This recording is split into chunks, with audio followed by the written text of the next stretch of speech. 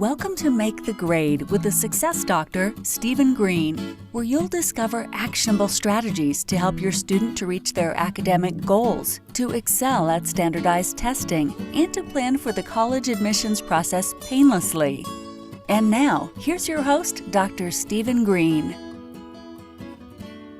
Welcome back, everyone. Dr. Stephen Green, the Success Doctor, welcoming you to the Make the Grade podcast. And today, SAT strategies, ACT strategies for math. Math strategies. Math is a big component of both of these tests. Now I'm going to give you some action steps. 4 steps. 1, 2, 3, 4. Action steps on how to approach the problems on both of these tests. Luckily, even though there's 2 tests, we really need to only learn one strategy, because the strategy is very similar for both. The math and the SAT, the math and the ACT are not identical. They cover roughly the same thing, which is very algebra-based, but not identical. And the way the questions are presented is also not identical. So you have a little bit of play there, but our approach, we are talking about the approach. When you look at a question, what should you do, is very similar. I'm going to talk about that in a second.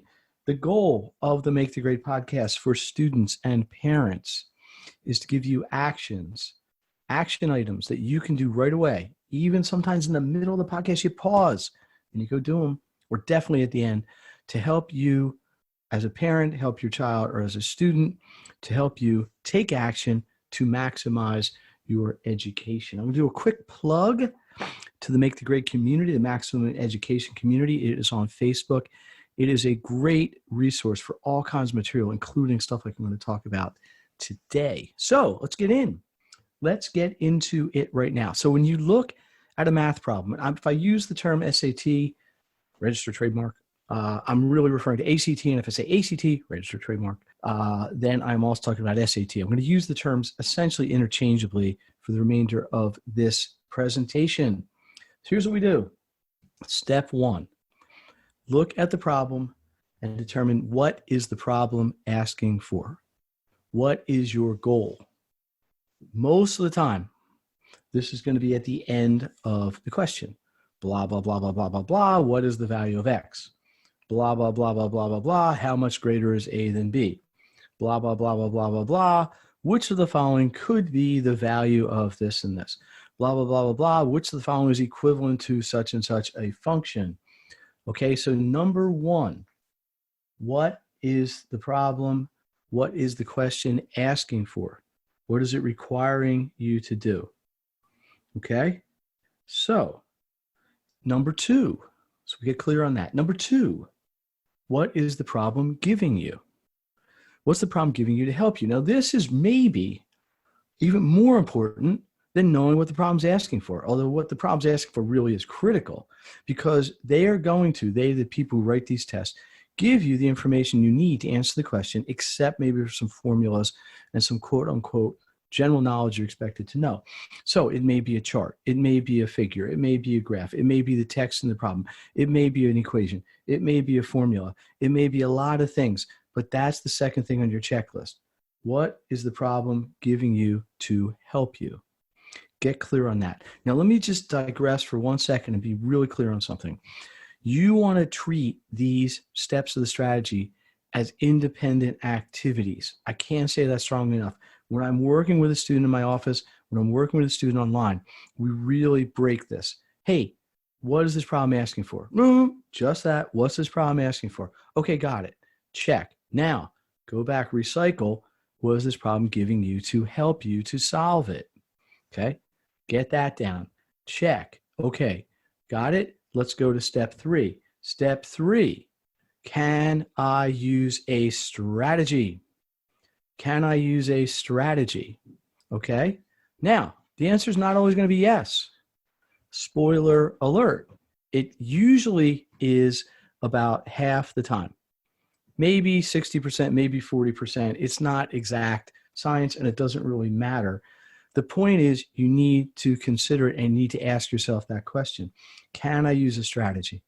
Now, in math, there are many strategies. Back solving, plugging in, divide and conquer, process of elimination, distance rate time problems, part to whole problems. There's lots of them. But the two main ones I push when I work with my students are, can you back solve, which means can you work backward to solve the problem? Can you plug in, replacing variables with numbers? Those are the two I really focus on in my caseload with students. Also, process of elimination. And then step 4, go answer the question. Do it. Use what it wants, use what it gives you, use the possibility of using a strategy or a shortcut to help you to answer the question. Eliminate answers that appear to be wrong, end up with the right answer. That is, in a nutshell, the math strategy.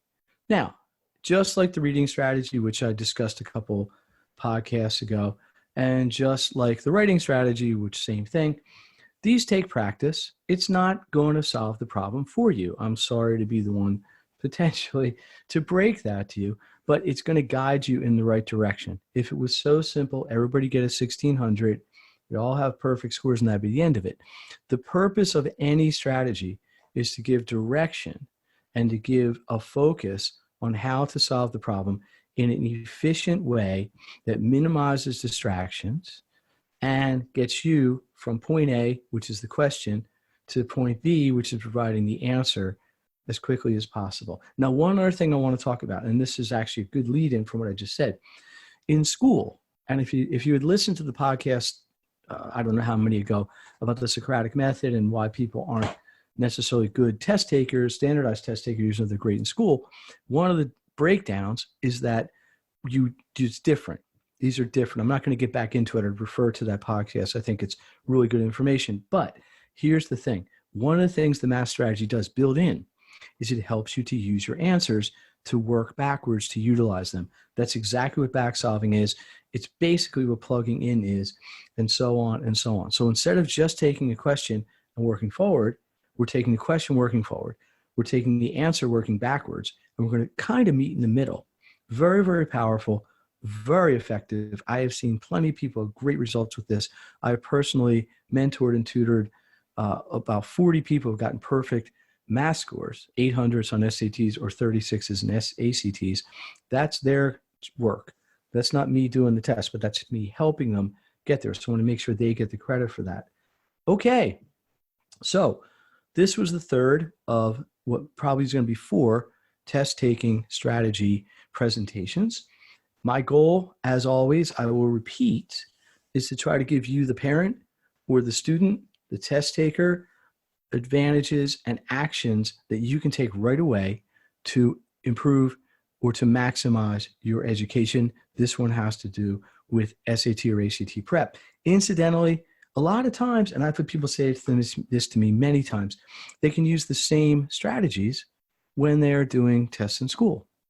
It's just test taking's test taking. You have to have a plan and a strategy. So as always, I would invite anybody out there in the podcast world, if you have questions or you want to engage, please email sgreene at makethegrade,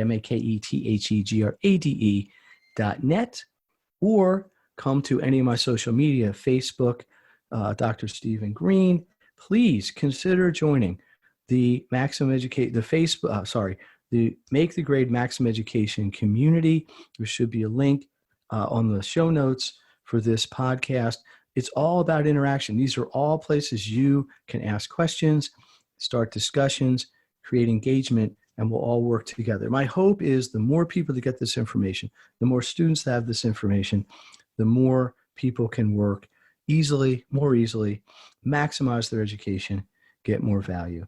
So until next time, the Success Doctor, Dr. Stephen Green, saying, maximize your education, work smart, not hard, and I will see you next time. Thank you very much.